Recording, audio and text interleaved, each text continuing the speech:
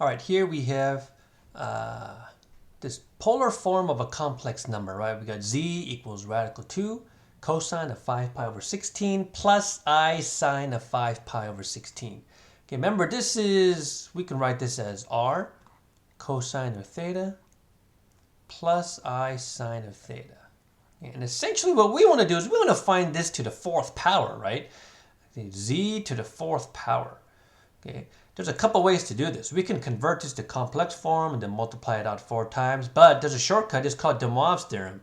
Okay, so let's say we have this guy, right? To find z to the n, right? So we're going to raise this to the nth power.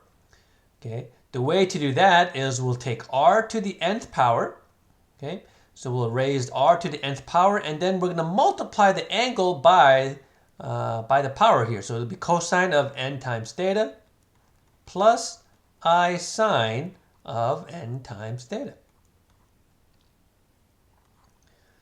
Okay. Essentially, if you can think of it this way, right? We're going to add this or multiply this by itself 4 times, right?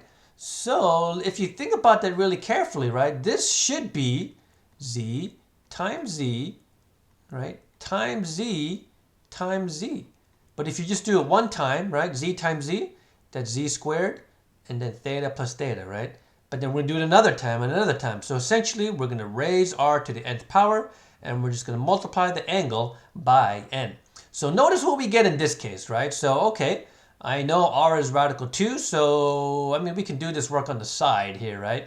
Okay, so z to the fourth, in this case, is going to equal rad 2 to the fourth power times, okay, the cosine of 4 times 5 pi over 16 plus I sine of 4 times 5 pi over 16.